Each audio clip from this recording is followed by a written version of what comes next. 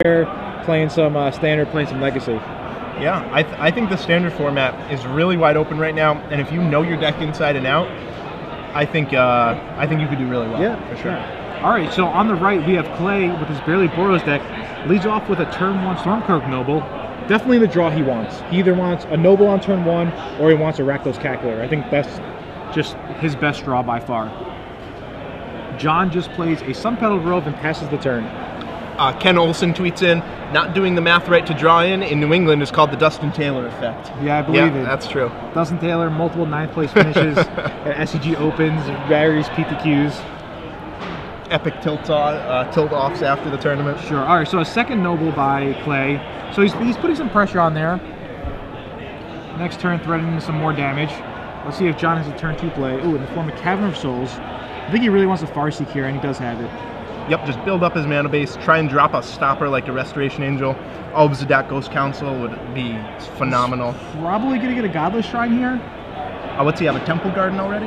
No, he has a Sunpetal Grove, yes, essentially a Temple Garden. Sunpetal Grove, yeah, and a Cavern of Souls. So there is a Godless Shrine. He'll pass a turn. Now, it looks like he added all the dual lands that he should, unlike Billy P.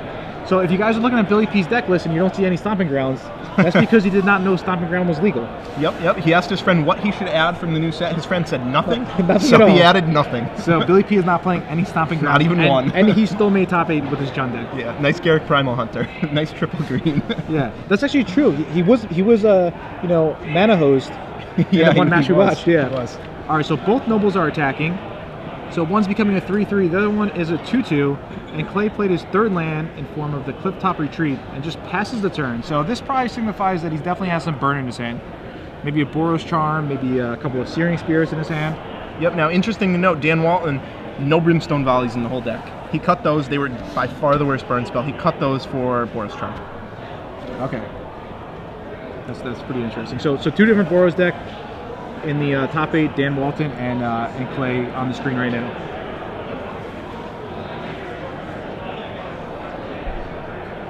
All right, so there's a Deathrite Shaman from John, and there's a foil Deathrite Shaman. Wow, big money right there. It is big money. Deathrite Shaman started out at like a $3 card, and it just skyrocketed a lot. All right, so he passes the turn with 3 mana open. What do you think he could possibly be holding? Well, he has 4 Ultimate Price in his deck, 3 Abrupt Decay. So whatever it is, it just kills one of the Stormcloak Nobles. Okay. It doesn't really matter which one. Ooh, there's the Hell Rider from Clay. And now we should see something in the attack step. Yeah. There Ooh, it is. Ultimate Price. Do you think there's any argument to not play Hell Rider there? Yeah, for sure. Especially since Clay got to see John's deck before the top 8. Yeah, so he exactly. knows that if he's just playing Deathrite Shaman Go, 3 mana up, yeah, he for sure has a kill spell. But Clay might not know if it's Abrupt Decay or not. Yeah, exactly, yeah. So might be worth taking the risk there. Yeah, and we don't know Clay's hand, so it's definitely a fine play, but it's just something you could think about and maybe say, hey, I do have 4 mana, I do have creatures, Hell Rider seems good, but let me think for a second, Exactly. So the Nobles are really growing, 3/3 and a 4/4 right now. Yeah, and with John Pietrowski at 11, they really only need to get in one more time unhindered for Clay to be able to burn them out.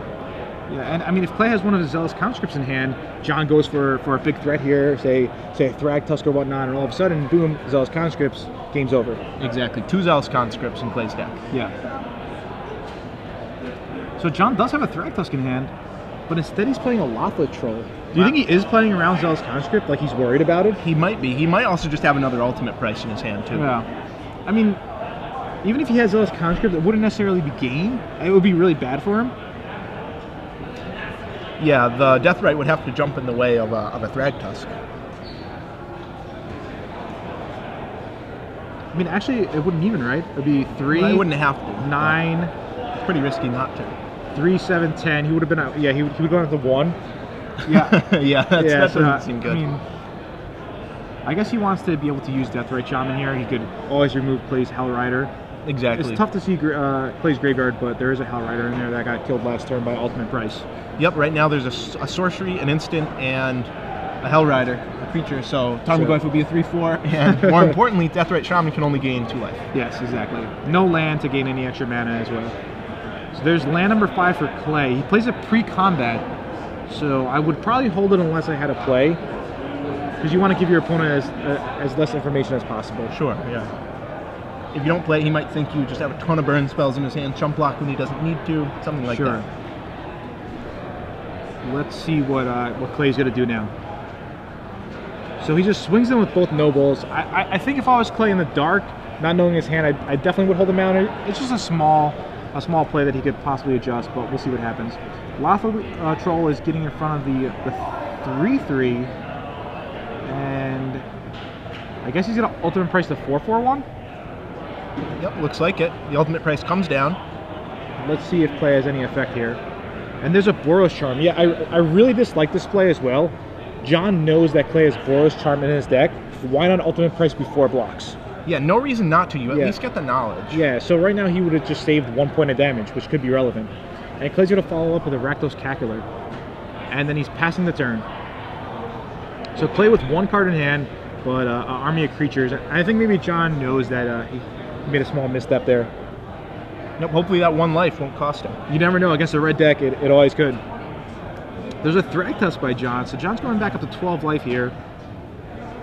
And he's able to either use his Deathrite or regenerate the Lothal Troll. Yeah.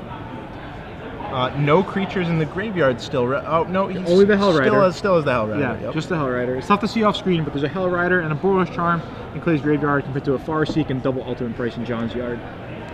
Yep, so John will be able to drain Clay for a lot, but only can gain 2 life right now. Yeah. What do you think Clay's last card in hand is? Can you make it out at all or no? I thought it was another Boros Charm. Really, another Boros Charm? No, in that look, it didn't look gold, so I don't know. Yeah, I'm not sure. In my mind, I think it's like another Noble and a Mountain, I'll say. Okay, so... That's my guess. I really can't see, but... So what are the attacks here? It's really hard to have any attacks here. Yeah, I mean, if Clay actually has nothing in hand, he has no attacks, which is going to be pretty bad for him. Yeah, which means that Deathrite Shaman is just going to start going to work on his life total. Yeah. But, I mean, it is kind of risky, to be honest. I don't even know if John would activate it. Because he might... Oh, okay, so he goes for the activation. I mean, there's a small chance that he wants to leave Regeneration Mana open. Right. I mean, how relevant is the 2 life now that he could do later in the game? Yeah, I definitely agree with you there. And a Searing Spear, 3 damage compared to killing a Lothal Troll. Exactly, yeah. Kind of a big deal. All right, well, John looks to be in pretty good shape here because he has a Restoration Angel.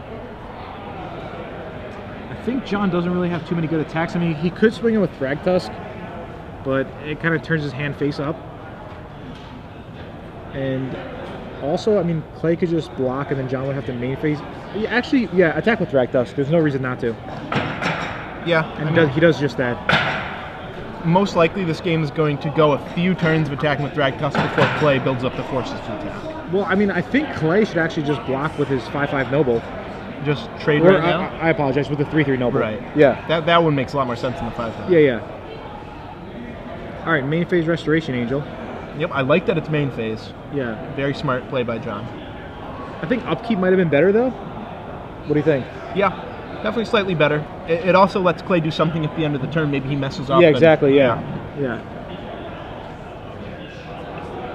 But regardless, I think Clay probably should have blocked that 3/3 Noble because now that Noble's not doing anything anymore. You know, there's a Troll in the way. There's probably going to be a Restoration Angel. What's a 3/3 really going to do? Right. It's tough to play the long game against a junk deck, though. Yeah. I understand what Clay's doing. He's trying to keep all his creatures in play in case he can alpha 1 turn for a ton of damage. Yeah, I don't really see how he's going to do that. No. Maybe if he draws his 1 Wolf, Hierarch Wolf. But other than that, I mean, Clay's in really bad shape here. Yeah, this is really tough for and Clay. This is exactly what we predicted. We figured the junk deck would, you know, start off with a great early lead. If you count Restoration Angel, John Pietrowski has 19 cards in his deck that gain life. Yeah. That's a tough matchup for no matter what red deck It really is. Did you count the Burial Rites as well? No, I didn't. And then that's over 1/3 of his deck gains in life. Or are you going to count it as 2 or 4 for the Burial Rites? Okay. I'm Burial Rites flashback. I'm Burial Rites flashback. All right. So yeah, Clay's just in a bad shape. I don't know if Clay could have done anything different this game. No, he might have missed a couple points of damage here and there, but his opponent is at 19 life. And the lowest he ever got him was 7. Yeah, I don't even know if he missed any damage. All right, so there's a Hell Rider from Clay. I think the only thing Clay could have done, and I think this is something that maybe Boros players should think about, against decks like the junk deck, is just holding on to your Hell Riders as long as possible and force your opponent to use their removal spells on your, Stormcloak Nobles or your Rakdos Cacklers or whatnot, for example. Yeah, I don't Just think it your would have done weaker anything creatures. this game, but I definitely agree. There's a lot of times you have Hell Rider and they have 4 open mana. And Yeah, it's just like, well, yeah, they're definitely going to have play something. I'll just play something for 2. Yeah. Save my Hell Rider. Yeah. This way they think I don't have one too. If it's not a removal spell, it might just be a Restoration Angel. Right. And you're just chump attacking sometimes. So Restoration Angel gets in. I think I would have probably also attacked with Rakdos there. Yeah, I think John Pietrowski, he thinks this game is out of reach at this point. So he doesn't want to do anything risky, but I mean, you could just close the game out. Yeah, I guess, but at the same time, Clay can't really draw anything. Like, what's Clay gonna draw to get him back in this game? Yeah, no Thundermare Hucket in his deck, so It would probably start with Pyroheart Wolf. yeah. See, look, there's a Council. I think Wow. I think it's definitely fine to attack with Rakdos. Yeah, it But probably was. Either way, I mean, John's just a great position this game, and he'll pass the turn. All right. Before it passes the turn, he announces the Council trigger. Yep, so that'll slide out. It'll come back in next turn. It'll do 2 more damage, another drain life essentially for 2, and it'll also have haste. And Clay draws. I'm not sure what he can find. Yeah, I mean, he could just Diabolic Tutor his deck every turn and probably still lose this game. Exactly. It was like that game with Billy P. We saw his opponent drew almost the best card Yeah, in his he deck did, every yeah. turn, and some games that just doesn't matter. Yeah, Ted drew like Thragtusk, Smiter, like Huntmaster or something, and it just didn't matter, yeah. Game was just way out of reach. And now Clay in the tank trying to find a way. Yeah, I mean, Clay's at 8 life. Which so- is 2 turns. Yeah. Oh no, with the Deathrite Shaman, he's just dead. Yeah, he's just dead, yeah. I mean, he'll shoot another 6. Clay is not a happy camper. He's just dead. Shoots him to 6, untap, the Council comes into play, he's at 4, shoot him to 2, attacking the air with Angel.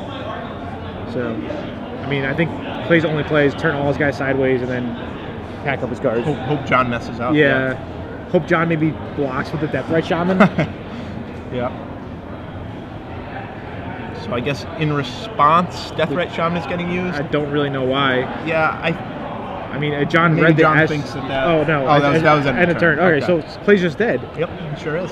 Maybe he's hoping he forgets to ping him. I don't know how long that'll work for. Yeah. Yeah. There you go. He realizes now. Okay, yeah. I don't know if that was a handshake he was trying to extend, or he just kind of waved his hand in front of the board. But regardless, John just wins the first game against Clay. And is this a good time to ask a question and give us some premium? What do you think? You know, I think this is a great time to. All right, we're back here. Gereffi Fabiano here with Zach Hall. Hello.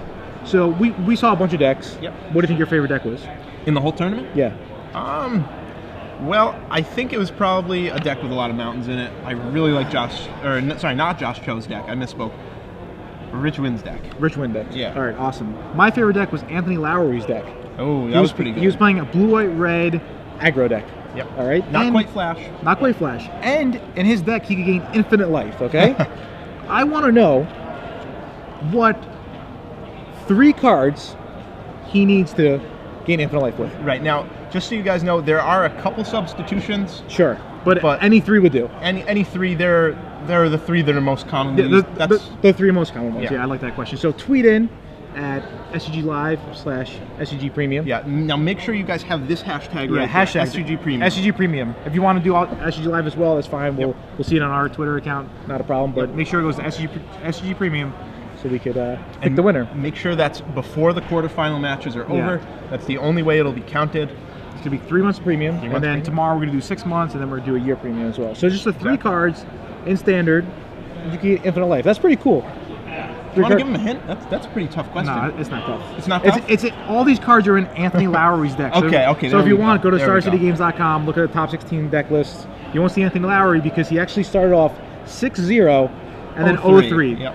Yeah, but We call that the crash and burn. yeah, the crashing burn. Crash and burn. Yeah. Happens to the best of us. It does. But I do really like his deck, and if I do go to SCG Ohio next weekend out in Cincinnati, That's close. I'll probably play something really close to Anthony's deck. All right, so both players are sideboarding right now. Clay is probably going to bring in his 2 Skullcracks, and he's probably going to bring in both his Boros Charms. And what do you think about Reckless Wave? Do you think he'll bring it in just to be a bit more aggressive? On the play, I like it. On the draw, I don't. Okay. John has so many 2-drops that it's probably not going to be very effective, but for 1-drops, he only has Deathrite Shaman. Sure, so since he's on the play of this game, he's almost certainly going to bring it in. I think we'll see him. Usually they're against the Esper control decks, but They really shine against Esper control decks. This They matchup really do. is so tough for Clay that I think he needs to try and get any advantage he can, and you know, if that means getting lucky on a Reckless Wave, Why not, that's right? what it means. Yeah. So this is just a bad matchup for Clay, and Really you know bad, that's usually what happens when you're playing like a really aggressive Boros deck or just mono red deck. You know, you run good throughout the tournament. You know, not taking any credit away from Clay, I'm sure he played really well, but just playing a mono red deck, you're gonna have to run really good because lots of times the games only last, you know, 5, 6, 7 turns, and Right. each decision is very important. Whereas if you're playing an Esper control deck, you could kind of control your draws more. You have Thought Scours, you have Think Twice, you have more options. When am I going to cast my Supreme Verdict? So I feel that I don't want to say it's more skill intensive, it's just a different type of skill set.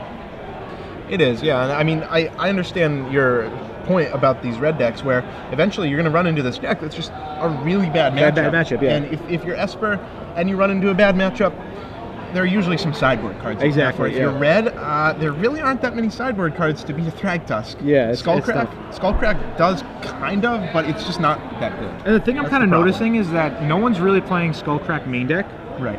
And the people who are playing Skullcrack, they're only playing, you know, 2 copies in their sideboard. Right, because it's a lava spike. That's all it is. Exactly.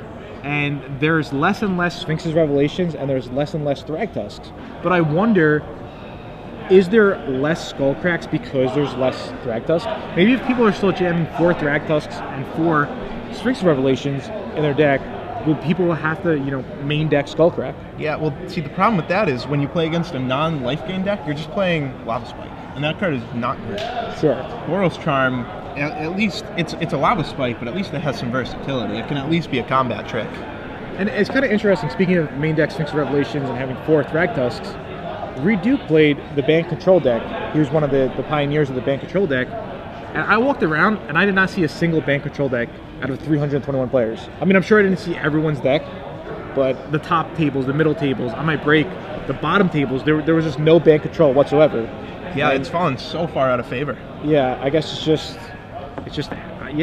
out of favor. That's all. I mean, do you think it could be, you know, coming back anytime soon? Like, what will the metagame have to do for Band Control deck to be good again? Well, Band Control deck, it really preyed on zombies. It really Yeah. had a good matchup against zombies. It had the Verdicts, it had the Thragtusk, it had the Terminus. Restos, Terminus, Yeah. exactly. It just had all the tools to fight zombies, and just like we saw no Band Control decks, we saw no zombie decks. No zombie decks at all. Yes, that's kind of interesting because zombies definitely was like ruling standard for a while. Those were number 1 and number 2 for a long time. Yeah. Also, what happened to Delver? It's not good when it's not backed up by Mana Leak and Ponder, Ponder, yeah. unfortunately. At least not in Standard. Yeah. Looking at John Pietrowski's sideboard, we kind of got sidetracked on Clay's there. He has a few more interesting options. He has the 4th Deathrite. He has Terminus if he wants it. He has Thalia if he wants a first striking body. And Blind Obedience, too. I think Blind Obedience is a must. Yeah. That's going to come in. I heard such good things about Blind Obedience from pretty much everybody who played it this today. Yeah, if I were you guys, I would pick up Blind Obedience while you still can get your playset. I think they were like just $5 too. They were. I looked it up the other day. Yeah. $5. They might have gone up because I think Star City might have been sold out on them, or I mean, they usually have a lot. So Yeah. just check the website. Check for yourself. Don't take my word for it. But yeah, Blind Obedience for $5 is a pretty good deal because look at Deathrite Shaman. They're pretty much the same thing. Blind Obedience started at like $2 or $3. Now it's $13. Blind Obedience started at $2 or $3. It's already up to $5. I can see it going up even higher. So either do a lot of drafting or just pick up the Blind Obedience is why you could. No doubt. Unfortunately for Clay, he's mulliganing. I didn't even see this card in the sideboard at first. John Pietrowski. Don't say it too loud because it'll probably just crush Clay's. You know. Clay. He Clay, has 3 Faith Mender. Yeah. 3 rocks Faith Mender. The card from M13, 3 colorless, 1 white, 1/5 with lifelink. But the real nail in the coffin. Yeah. Every time you gain life, you gain double that life. Exactly. So Obzida, gain 4, drain 2. Thragtusk, gain 10. Yeah, that's Blink yeah. Thragtusk, gain another 10. Yeah, Why not? even Deathrite Shaman, just tap it to gain 4 life. So, and the card itself is, if it's just in play and it attacks, it's free 2 damage, And if you leave back on defense, it has a 5 toughness. It's really difficult for the Boros decks to ever get through a Rock's Faithbender. Yeah, I mean, even if it didn't have that other ability, it would still be pretty good. It just is a 1/5 life though. Yeah, 4 mana, 1/5 life. Yeah. Why not? I started in Horn Trolls and constructed against red decks. Heck, why not 1/5 life? Yeah. All right, so let's see. Clay looks at his hand, and he says, all right, I'll give this a try, and he leads off with a turn 1. There it is. Sideboard tech itself, a Reckless Wave. So he's really hoping it's going to flip. If John has a turn 1 Deathrite Shaman, it's going to be really bad for Clay. But he doesn't. All right, so Clay has some hope here. He mulligan, but he's going to have a 3/2 on turn 2 attacking. That's pretty good. Everything's going according to plan to play for Clay, but he has a lot of mountains in his hand. This is like a Wild Nicatl. Ooh, and an Ash Zealot. All right. So John Pietrowski, 1 land in play, but he's at 15. Yeah. That's a really scary opening for the red deck. I mean, God forbid if John has to pay 2 life now for an untapped land. Yeah.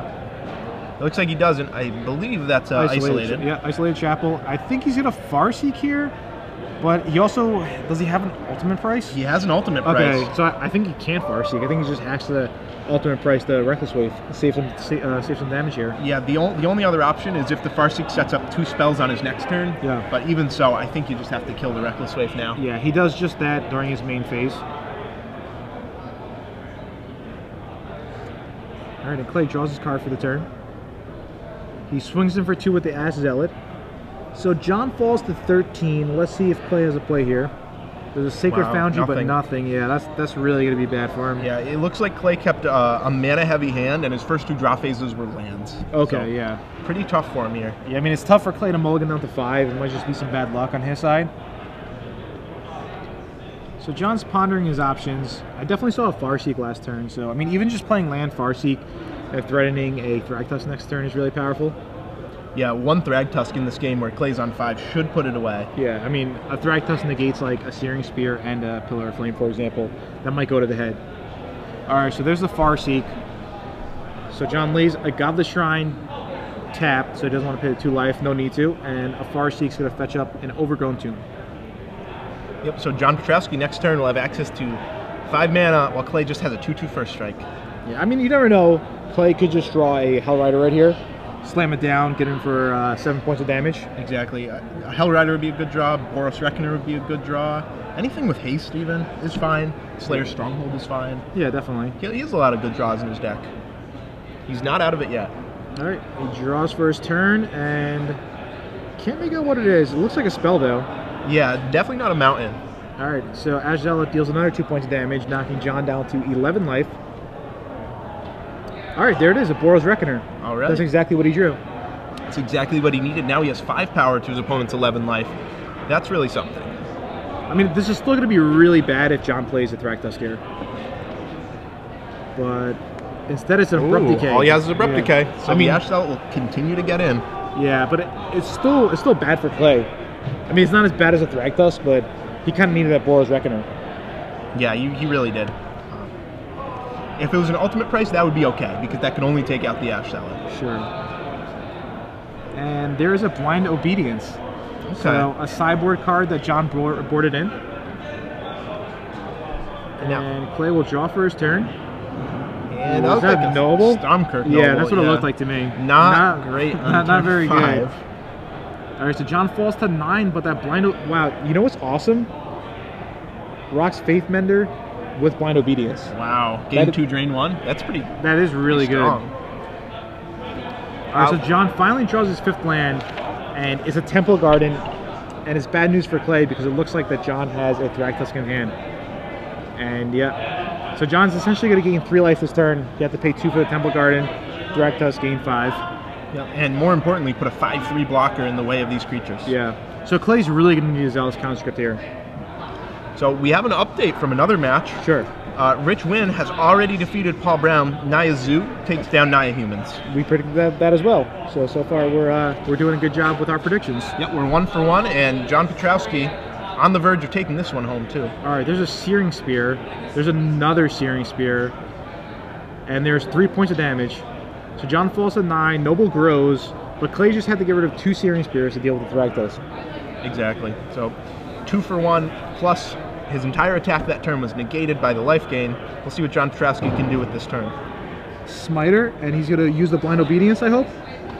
Maybe. I think he's thinking about a Farseek, but I would way rather use the Blind Obedience. Farseek next turn, use the Blind Obedience. Yeah, I see a hand of Restoration Angel, Ultimate Price, and Farseek. He doesn't use the Blind Obedience. I really don't understand why a lot of players don't. I mean, there's nothing he could fear. Even a Zealous Conscript would not kill John, because Zealous Conscript would come into play tapped. Right.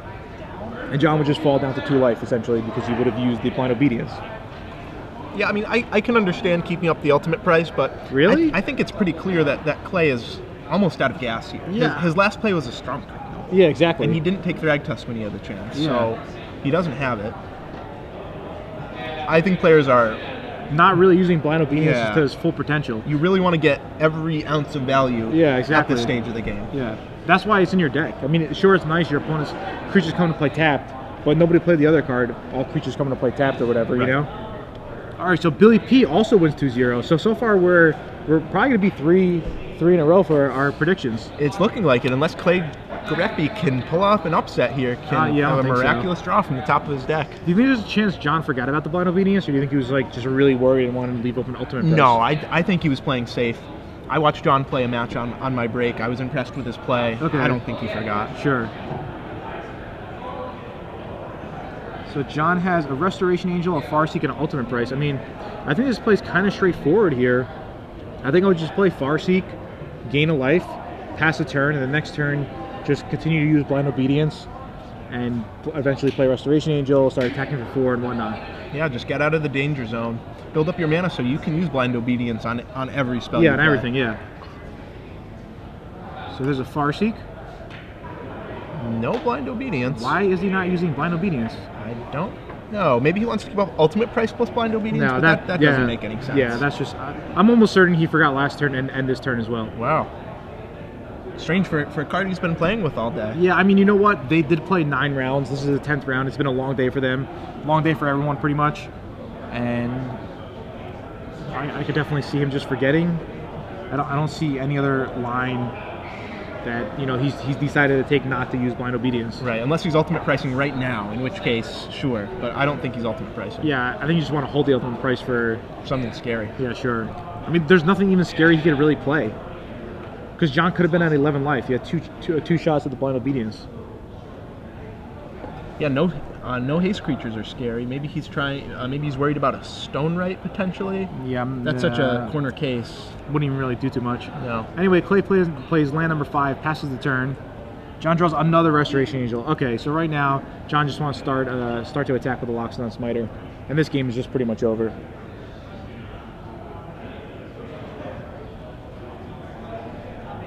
All right, Smite Gerson for 4 damage. Yep, so Clay down to 16. John still at 9.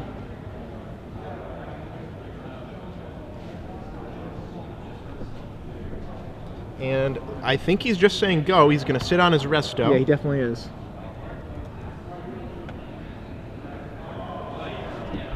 And let's see what happens now. John at 9. Clay at 16 life. Somebody tweeted in that he couldn't use his Blind Obedience because it was a Farseek. Yeah, it kind of made me do a little double take there. I had to look up Blind Obedience. And whoever tweeted that in, you are incorrect. Blind Obedience can be used for any spell. So thank you for the tweet. But next time, try to tweet something better. Thank you. Come again. All right, so Clay plays a Rakdos Cackler as a 2/2, but I mean, it comes into play tapped. Not that relevant. No, wasn't planning on blocking with it, probably. Yeah. Not as a 2/2 anyway. Yeah. With the Unleash, it's kind of a cool interaction with the Blind Obedience. Like, I'll unleash jokes on this. John. Yeah, exactly. I think Clay's thinking, like, maybe I should attack, but he definitely just can't. And, yeah, there's no way John doesn't have Resto. All right. Oh. And, all right, he uses the Blind Obedience. Right, so life total is 15 to 10. Sure. Oh, wow, another Restoration Angel. That's insane. So, John just drew back-to-back Restoration Angels. Not that he needed it. I feel like he's using all his luck now. And tomorrow he's going to come back for top 4 and like never draw a Restoration Angel. 2 or something? Yeah. All right. So, both creatures come in. And, I mean, I think Clay just has to double block here. Yeah, I don't... I mean, it doesn't really matter, but I still think double block's probably the right play. Yeah, it probably is. We know John Pietrowski's hand is resto ultimate price, so there's no getting out of this for Clay. Oop. Is that a Hell Rider? I don't know. He drew a spell, but I think it's just out of reach here. Oh, Mizium Mortars. Okay. I didn't think he sided that one in. I don't know why. There's some hope. But I forgot all about that card. I mean, it doesn't really do too much, to be honest. No, and you know, the fact that John is thinking so much about it, maybe Clay won't attack here. I mean, Clay has to attack. Yeah, He I guess just he cross does. his fingers. But a Restoration is going to come down. He's going to gain a life. He's going to eat a noble. And you know, he could even ultimate price. Okay. Why? Well, he's playing the Restoration Angel too, for sure. But I mean, why would you waste the ultimate price there? And why would you take this damage? Wow, really? This really doesn't make any sense whatsoever, to be honest. His opponent was tapped out. Yeah. Restoration Angel just blocks and eats a guy. I'm not sure. I think John Pietrowski just had a little brain fart there. Didn't realize he could eat a creature for free. But I don't think it's going to matter as his opponent is dead to one more attack. He just has to live another turn. And I think he drew a Rock's Faithbender too. Wow. Yeah, this is like one of the reasons why Boros is a tilting deck to play sometimes. Because it's just like, it gets to a point in the game where you just can't do anything. You cannot win. Yeah. Even if your opponent plays his hand completely wrong, you can't win. Yeah. All right, Nick Miller tweets in that he was incorrect with the Farseek. Thank you. And apology accepted, friend. yeah, of course, yeah. And we do appreciate everybody watching and enjoying this with us. So Clay untaps. He draws. I mean, yeah, he's just dead on board. Unless maybe he has another Mizium order, buys him another turn. He does have 3 in a sideboard. I'm actually surprised he boarded them in too. I guess they're good. You know, now that I think about it, I'm not surprised at all because of the Smiters and because of the Nighthawks. It just took me by surprise. Yeah. That's one of the breakout red cards of this tournament. Everyone has said Mortars should have been main deck for the sideboard. Really? And if they had 3 in their main deck, they said it should have been 4. Yeah, I guess he has to kill Smiter. But all right, there it is. Clay falls to John 0-2. And John is going on to the top 4. Yeah, I guess Mortar